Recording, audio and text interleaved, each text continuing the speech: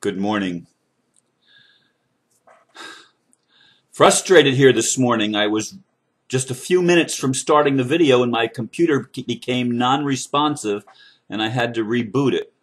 So it sort of got me out of my mood with the frustration. I'm actually, sweat's just pouring off my body right now in the anxiety of trying to get started by 4:44, and I did make it, but just barely.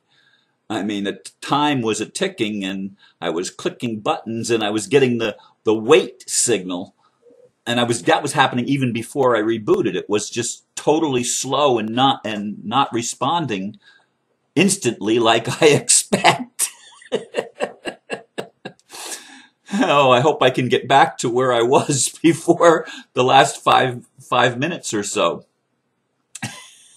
because I was certainly in a different place emotionally then than I am right this minute. Anyway, the title that I've selected for today is 2012, The Buddha and the Christ. And I wrote the blurb. I admit it. My meditative contemplation was all over the place this morning. No, my thoughts were not scattered and random. They were merely examples of the same thing. What is the central message of the masters, those we have held in high esteem as humans? To me, it is oneness and unity, wholeness. Yet that message often seems to fall on deaf ears and blind eyes, both in the generations of Siddhartha and Jesus and in our own generation. The single eye, or the unifying principle, is still a mystery to many, which makes world peace a challenge. What will help humanity finally get it?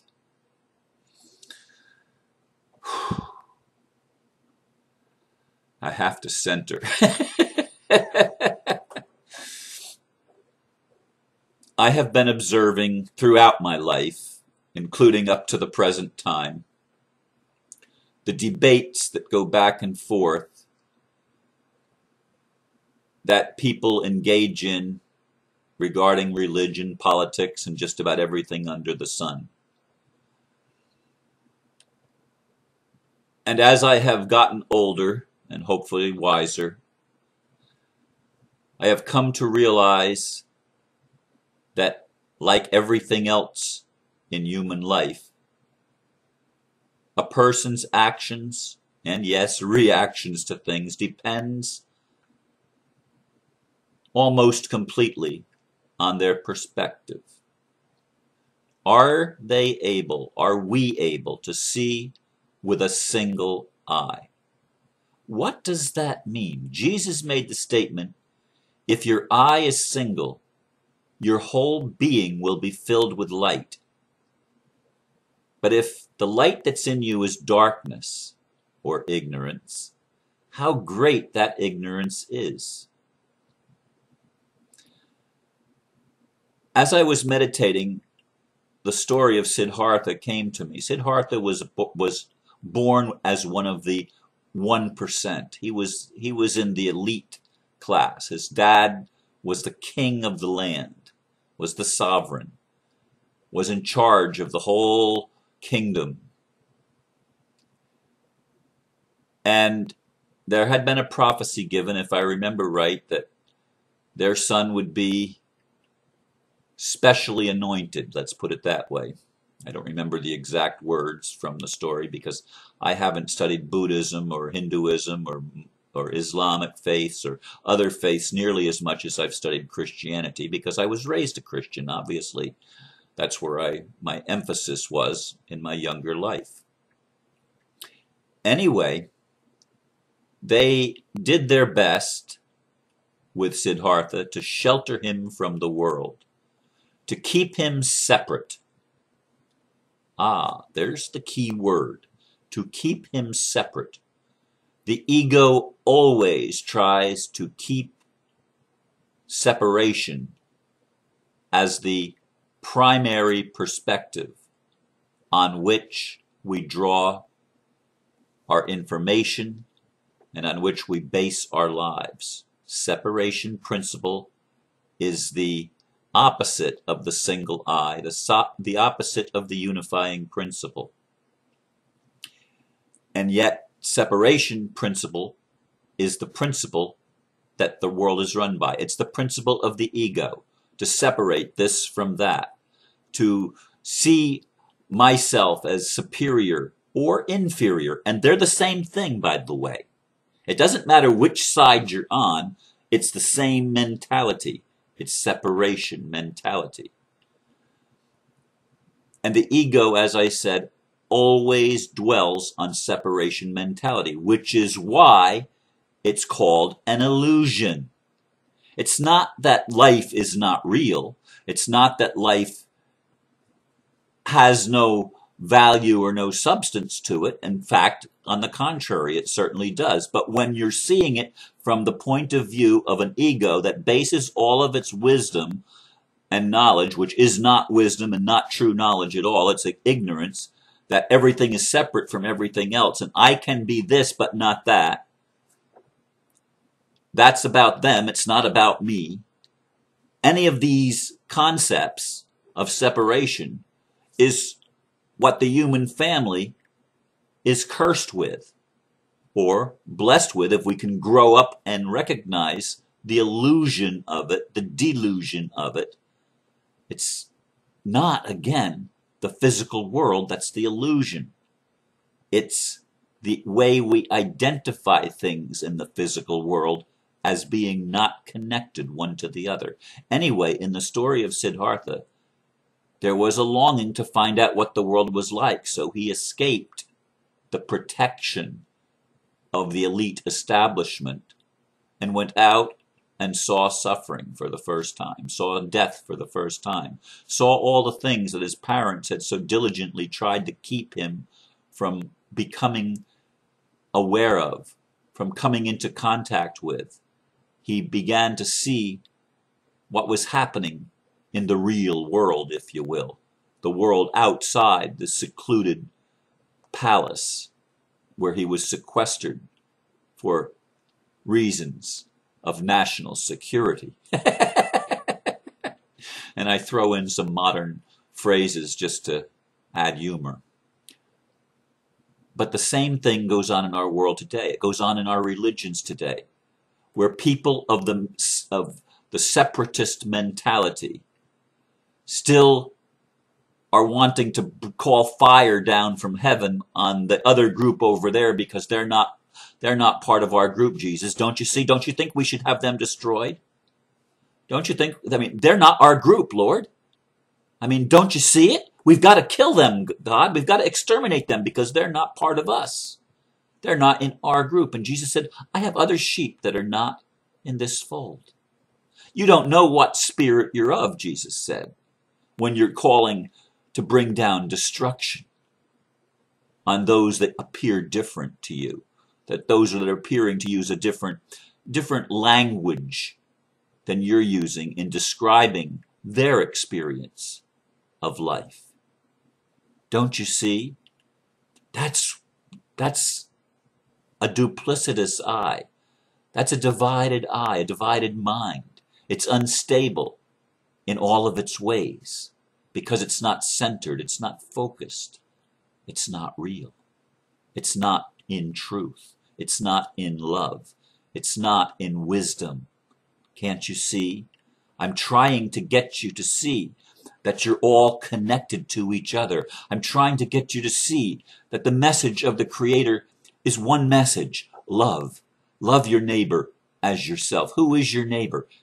Not just the ones that agree with you. If you only love those that agree with you, you're just like the ignorant masses that think that everything is separate and they have to fight everything that's different, everything that shows up in their world that has a different appearance or has a different way of speaking and explaining things, a different names on their philosophy or religion or political persuasion. Don't you see? Don't you see, the Master said? It's all one. It's all about love. It's all about recognizing the interconnectedness of all life. That's where wisdom is going to come from.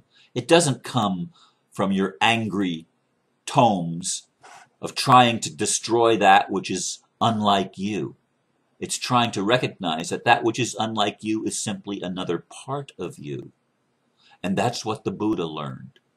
That's what the Buddha learned when he went out into the world and saw the suffering and sat under the Bodhi tree until his heart and mind were able to be united, and he was able to start seeing with a single eye.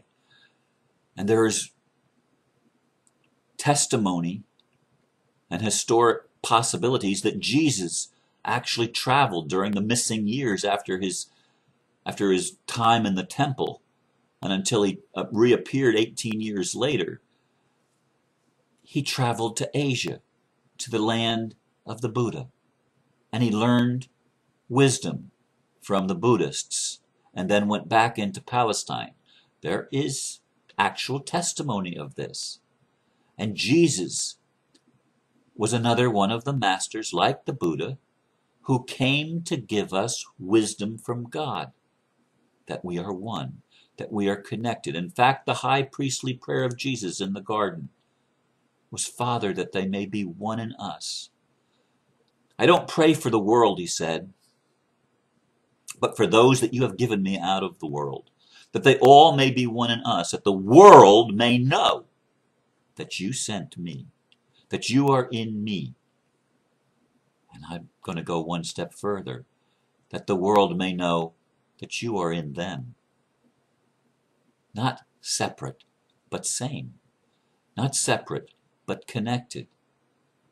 All religion that seeks to divide is religion that comes from what some religions refer to as Satan, or the evil one, or the wicked one, or the ego, that tries to divide and separate, divide and conquer,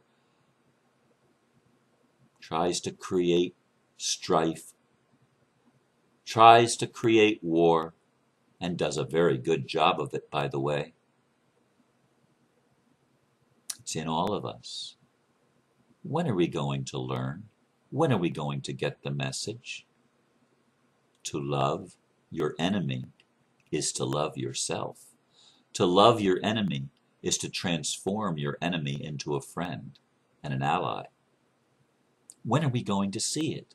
What is it going to take for humanity to finally get it and stop playing the ridiculous game of my religion is better than your religion, my God is bigger than your God, my God can beat your God up? I mean, Muhammad got it. In his generation, the Jews and the Christians were family. They were part of the same thinking, the people of the book, the children of Abraham. The children of Abraham, do you understand? It came from the same root, and it was one. Muhammad got it. Muhammad got it. And the Christians and the Jews and the Muslims back then were not on a different team till the Christians decided to go to war against the Muslims. Because again, it's the ego trying to separate itself and be distinctive and destroy that which is different, that which is other. When are we going to get over this insanity? When are we going to finally wake up, which we must do, which we are doing, and stop the nonsense of trying to do one-upmanship on each other? The Bible is an important book. So is the Quran. So is the Bhagavad Gita. So are the Vedas. So are all the Taoist scriptures, if you will. So are all sacred writings everywhere. They're all important. They all contain truth. It's not about making one superior to the other. It's about the wisdom of recognizing and understanding that All of them have a central core message, which is to do unto others as you would have others do unto you, to love one another as I have loved you. As you would want others to treat you, treat them. I mean, when are we going to get it, folks? We're a family. We're all in this together. And if we harbor in our hearts the desire to destroy our enemies, we are showing that we lack the wisdom of the masters. We lack the love of God. By this shall all men know that you are my disciples, if you have love one for another. And if you love only those that love you, you're no different than the ignorant masses. I repeat these things because they are important, and it's important for all of us to get it, because that's what we're here for in 2012, to finally get it, to finally wake up, to finally come home to the truth that throughout the cosmos there is one creator that is over all and in all. That's the central theme of all world religions. That's the central message of all true masters and prophets and men and women of God. It always has been. It always will be. Thank you for listening, and namaste.